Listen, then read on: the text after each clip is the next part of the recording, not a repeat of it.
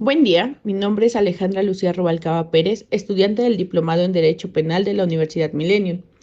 Este video se realiza en base a la actividad número 2 de la Maestría de Juicios Orales en América Latina,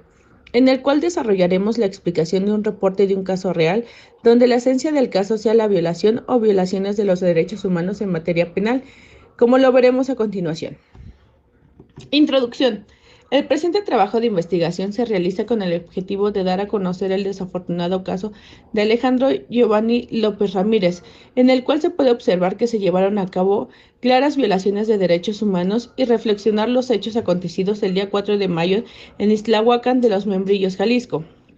en donde elementos de la fuerza pública realizaron la detección de la víctima con uso excesivo de la fuerza provocándole su muerte. Caso que sin duda alguna debe impactar en lograr mayores y mejores niveles de protección y defensa de los derechos humanos para todas las personas sin distinción alguna, dentro del territorio mexicano, ya que desafortunadamente nuestro país se caracteriza por tener alto índice de impunidad y abuso de autoridad por parte de los servidores públicos. El caso consta en que el día 4 de mayo del 2020, durante la noche, policías de Tlahuacán de los Membrillos realizaron con exceso en el uso de fuerza la detención de Giovanni López, justificando que había cometido una falta administrativa y agresiones a los policías. Al día siguiente por la mañana, familiares de Giovanni acudieron a la comandancia para conocer su situación legal. No obstante, se les informó que había fallecido. El hecho, pese a su gravedad, no fue del conocimiento público, pero sí de las autoridades ministeriales, que dependen de la Fiscalía del Estado, quien no lo hicieron del conocimiento de la SEDET. No obstante, están involucrados elementos policiales.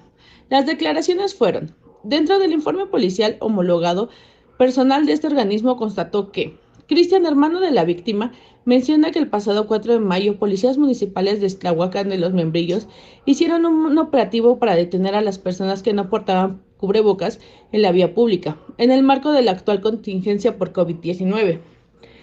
Por lo que en esa noche él y su hermano caminaban con su tía por la calle sin portar cubrebocas, aunque le llevaban en la mano. No obstante, señala Cristian, su hermano fue agredido por los agentes municipales, los cuales, utilizando la fuerza, lo subieron a la patrulla de policía de manera violenta. Por su parte, un policía que se encontraba realizando el operativo que patrullaba la unidad M39 asentó que el detenido los agredió a golpes y verbalmente. Puso resistencia a la detención y forcejeó con él porque intentó desarmarlo. Por tal razón, utilizó la fuerza para evitar que le quitara la pistola. Después de la detención, lo trasladó a los servicios médicos para su valoración. Al entrevistar al director de los servicios médicos municipales, se informó lo siguiente: la víctima se encontraba bajo la influencia de algunas drogas y con aliento alcohólico, por lo que se omitió preguntarle el origen de sus lesiones. Fue reingresada a los servicios médicos municipales el 5 de mayo del 2020 y estuvo en la sala de choques por aproximadamente 3 horas, sin conocer los motivos de su ingreso. En este punto se puede destacar la primera violación de derechos humanos, pues si bien es cierto que está prohibido ingerir o consumir sustancias prohibidas, es un derecho de toda persona a ser valorada por un médico legista para que se pueda determinar plenamente que el detenido no ha sufrido lesiones que pongan en peligro su vida. Además, se debe de informar en todo momento el motivo de su detención a una persona, esta con base en el artículo 16, en donde se establece que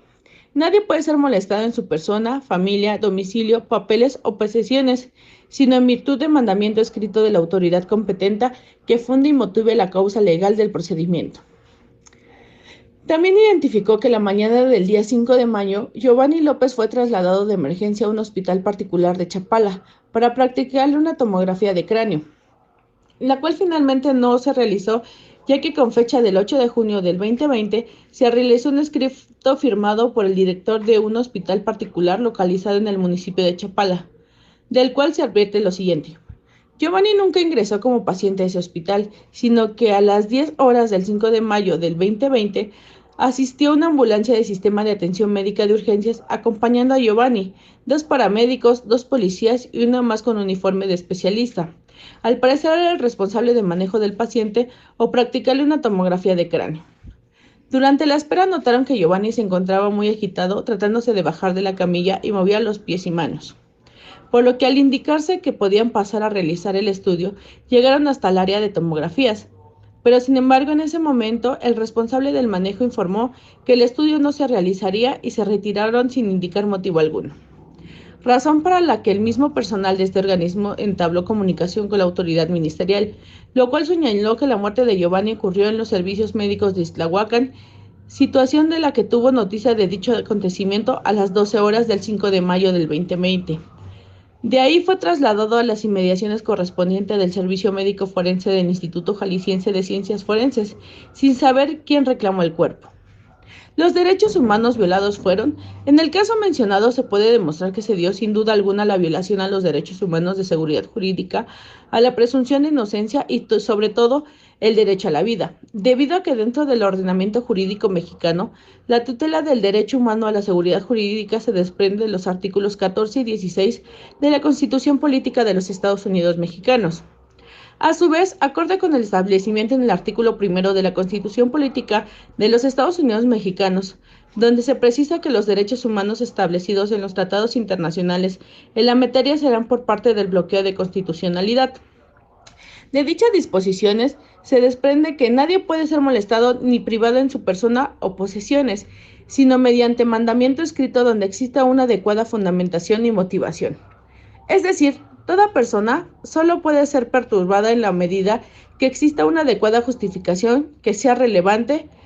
Esto se debe a que no se puede permitir en un Estado de derecho que se generen ámbitos de discrecionalidad fuera del margen de la razón. Por su parte, el derecho a la vida se encuentra contemplado dentro del artículo 6 del Pacto Internacional de Derechos Civiles y Políticos y el artículo 4 de la Convención Interamericana de Derechos Humanos, de tal forma que los derechos a la vida y a la integridad personal imponen al Estado tanto la obligación de que los agentes públicos y los particulares se abstengan de afectarlos, así como también de prevenir, proteger y sancionar por su posible afectación por parte de autoridades o particulares. Es decir, tales derechos no solo presuponen que ninguna persona sea privada de su vida arbitrariamente, sino que además requieren que el Estado adopte todas las medidas apropiadas para preservarlos conforme al deber de garantizar su pleno y libre ejercicio, lo cual implica que no solo la necesidad de que se inicien las averiguaciones para determinar a los sujetos involucrados en su violación, sino que tales procedimientos se lleven con diligencia, cuidado, profundidad y profesionalismo. Mi conclusión es, la detención de Giovanni se realizó sin que existiera la comisión de tipos penales de por medio, es decir, pues se trató de un arresto administrativo cuya causa fue por alterar el orden supuestamente firmado los policías, sin que se corroborara con efectivamente haya ingerido alguna sustancia nociva o que se haya sido ilegal, ya que solo se cuenta con el dicho de las autoridades, además de ser inconscientes entre ellos. Debido a que una de las razones del motivo por el cual fue detenida la víctima es porque no portaba cubrebocas, así lo señaló su hermano, lo cual desde luego no era razón suficiente para justificar la detención. Por lo tanto, todo indica que la muerte fue consecuencia de las lesiones que sufrió durante la custodia por parte de las autoridades municipales, quienes golpearon al agraviado, generando de esta manera actos de tortura, actos crueles y